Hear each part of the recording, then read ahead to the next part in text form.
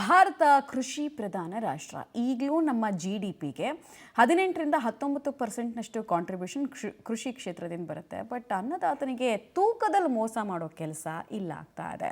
ತಲೆ ತಗ್ಗಿಸೋ ಕೆಲಸದಲ್ಲಿ ಯಾರ್ಯಾರು ಭಾಗಿಯಾಗಿದ್ದಾರೆ, ಯಾವ ಜಿಲ್ಲೆಗೆ ಸಂಬಂಧಪಟ್ಟಂತೆ ಮಾಹಿತಿ ಇದು ಅನ್ನೋದರ ಡೀಟೇಲ್ಸ್ ಇದೆ ನೋಡೋಣ. ಕಷ್ಟಪಟ್ಟು ಬೆಳೆದ ರೈತರಿಗೆ ತೂಕದಲ್ಲಿ ಮೋಸ. ಹಾವೇರಿ APMCಯಲ್ಲಿ ರೈತರ ಆಕ್ರೋಶ. 3ರಿಂದ 4 ಕೆಜಿಯಷ್ಟು ತೂಕದಲ್ಲಿ ವಂಚನೆ. APMC ಮಾರುಕಟ್ಟೆಯಲ್ಲಿರುವ ಅಂಗಡಿ ಮುಂದೆ ರೈತನ ಆಕ್ರೋಶ. ತೂಕದಲ್ಲಿ ವ್ಯತ್ಯಾಸ ತೋರಿಸ್ತಾರೋ ರೈತ, ಪರಿಶೀಲನೆ ಮಾಡ್ತಾರೋ ಅಧಿಕಾರಿಗಳು. ಹೌದು, ಎಲ್ಲ ದೃಶ್ಯಗಳು ಕಂಡು ಬರ್ತಿರೋದು ಹಾವೇರಿಯ APMCಯ ಮಾರುಕಟ್ಟೆಯ ಸೋಮಶೇಖರ ಎರೆಸೀಮೆ ಅಂಗಡಿಯ ಮುಂದೆ. ಹಾವೇರಿ ತಾಲೂಕಿನ ಬಸವನಕಟ್ಟಿ ಗ್ರಾಮದ ಶರಣಗೌಡ ಪಾಟೀಲ್ ಮಾರುಕಟ್ಟೆಯಲ್ಲಿ ಕಡಲೆ ಮಾರಾಟ ಮಾಡೋದಕ್ಕೆ ಬಂದಿದ್ರು. ಆದರೆ ಮನೆಯಲ್ಲಿಯೇ ತೂಕ ಮಾಡಿಕೊಂಡು ಮಾರುಕಟ್ಟೆಗೆ ತಂದಿದ್ರು. ಒಂದು ಚೀಲ 58, 57 ಮತ್ತು 56 ಕೆಜಿ ಚೀಲದ ಕಡಲೆ ತಂದಿರ್ತಾರೆ. ಎರೆಸೀಮೆ ಅಂಗಡಿಯಲ್ಲಿ ತೂಕ ಮಾಡಿಸಿದಾಗ ಒಂದು ಚೀಲದಲ್ಲಿ 3ರಿಂದ 4 ಕೆಜಿಯಷ್ಟು ತೂಕದಲ್ಲಿ ವ್ಯತ್ಯಾಸ ಕಂಡು ಬಂದಿದೆ ಅಂತ ಆಕ್ರೋಶ ವ್ಯಕ್ತಪಡಿಸಿದ್ದಾರೆ. ರೈತರಿಗೆ ವ್ಯಾಪಾರಸ್ಥರಿಗೆ ಮೋಸ ಮಾಡಿದರೆ ರೈತರು ಬದುಕೋದು ಹೆಂಗೆ ಅಂಥೇಳಿ ಪ್ರಶ್ನೆ ಮಾಡಿದ್ದಾರೆ. ರೈತ ಈ ದೇಶದ ಬೆನ್ನೆಲುಬು ಅಂತ ಹೇಳ್ತಾರೆ. ಆದರೆ ಇಂಚಿಂಚಿಗೂ ರೈತನಿಗೆ ಮೋಸ ಆಗ್ತಿರುವಂಥದ್ದು. ಈಗ ಹಾವೇರಿಯ APMCಯಲ್ಲಿ ನಾನಿರುವಂಥದ್ದು, ಅಂದರೆ ಕಡ್ಲಿ ಬೆಳೆದಂಥ ರೈತ ಮಾರಾಟ ಮಾಡಲಿಕ್ಕೆ ಬಂದಿರುವಂಥದ್ದು. APMCಯಲ್ಲಿ ಸೋಮಶೇಖರ್ ಎರೆಸೀಮೆಯವರ ಅಂಗಡಿಗೆ ಬಂದಾಗ ಮನೆಯಲ್ಲಿ ತೂಕ ಮಾಡ್ಕೊಂಡ್ಬಂದಿದ್ದ ಒಂದೊಂದು ಚೀಲವನ್ನು 59, 58, 57 ಈ ರೀತಿಯಂಥ ತೂಕವನ್ನು ಮನೆಯಲ್ಲೇ ಮಾಡ್ಕೊಂಡ್ಬಂದಿದ್ದ. ಆದರೆ ಅಂಗಡಿಯಲ್ಲಿ ತೂಕ ಮಾಡಿಸಿದಾಗ ಒಂದು ಚೀಲಕ್ಕೆ 3 ಕೆಜಿ ಅಂತ ತೂಕದಲ್ಲಿ ವ್ಯತ್ಯಾಸ ಆಗ್ತಿರೋದಕ್ಕೆ ಒಂದು ರೀತಿ ಆತಂಕವನ್ನು ಹೊರಹಾಕಿರುವಂಥದ್ದು. ಇದೇ ಕಾಟದಲ್ಲಿ ಅವರು ಏನನ್ನ ತೂಕವನ್ನು ಮಾಡಿಸಿರುವಂಥದ್ದು. ನಾನು ಇದರ ಮೇಲೆ ಹತ್ತೀನಿ, ದೃಶ್ಯದಲ್ಲಿ ತೋರಿಸ್ತೀನಿ ನಿಮಗೆ.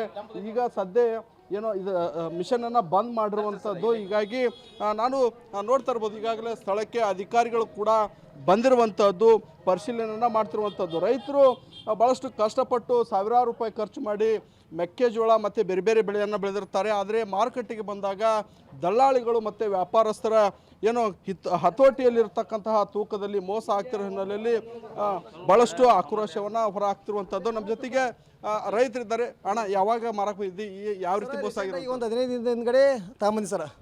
ಯಾವ ತೊಗರಿ ಇಲ್ಲವು ಒಂದು 30 ಚೀಲ ಹಾಕೊಂಡು ಹೋಗಿದ್ದೀನಿ. ಏನು ಗೊತ್ತಲ್ಲ, ಸಹಜ ಬಂದೆ ಹಾಕೊಂಡು ಹೋಗಿದ್ದೆ. ಇವತ್ತು ಬಂದಾಗ ಒಂದು ಚೀಲ 4 ಕೆಜಿ ಚಿಕನ್ ಬಂದು ಸರ್. ಇದು ಈಗ ಅವ್ರೆದ್ರಿಗೆ ಅದನ್ನು ಕೇಳ್ತಿ ಅಂಗಡಿ ಕದಾಕೊಂಡು ಓಡೋಗಿದ್ದಾರೆ ಅವರು.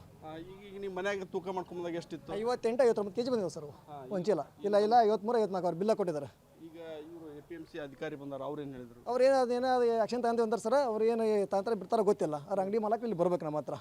ವ್ಯಾಪಾರಸ್ಥರು ಈ ರೀತಿ ಅಂತ ಒಂದು ತೂಕಕ್ಕೆ, ಒಂದು ಚೀಲದ ತೂಕಲ್ಲಿ ಸುಮಾರು 4ರಿಂದ 5 ಕಿಲೋ ವ್ಯತ್ಯಾಸವನ್ನು ಮಾಡಿ ಅವರಿಗೆ ಮೋಸವನ್ನು ಮಾಡ್ತಿರುವಂಥದ್ದು. ಒಟ್ಟಿನಲ್ಲಿ ಅಧಿಕಾರಿಗಳು ಎಚ್ಚೆತ್ತು ತೂಕದಲ್ಲಿ ಮೋಸವಾಗುವುದನ್ನು ತಪ್ಪಿಸುವಂಥ ಕೆಲಸವನ್ನು ಮಾಡಬೇಕಾಗಿದೆ. APMC ಮಾರುಕಟ್ಟೆಯಲ್ಲಿ ತೂಕದ ಮೋಸವಾಗ್ತಿದ್ದಂತೆ ರೈತ ಆಕ್ರೋಶ ಹೊರಹಾಕಿದ್ದಾನೆ. ಅಂಗಡಿ ಮಾಲೀಕ ಮಾತ್ರ ಸೋಮಶೇಖರ್ ಎರೆಸೀಮೆ ಏನು ವ್ಯತ್ಯಾಸ ಆಗಿಲ್ಲ, ಸಣ್ಣ ಪುಟ್ಟ ವ್ಯತ್ಯಾಸ ಆಗಿದೆ ಸರ್ ಅಂತ ಸಮಜಾಯಿಷಿ ಕೊಡ್ತಿದ್ದಾರೆ.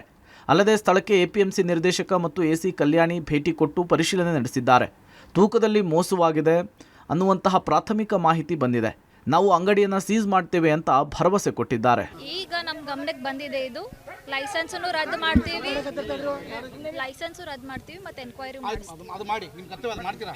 ಲೋಕಾಯುಕ್ತರು ಸ್ವತಃ ಬಂದು ಮಾಡಿ ಹೇಳಿದ್ದಾರೆ, ಅದಕ್ಕೂ ಅವ್ರಿಗೂ ಬೆಲೆ ಇಲ್ವಾ ಹಾಗಾದ್ರೆ ಅಂತ ಆಗಿದೆ.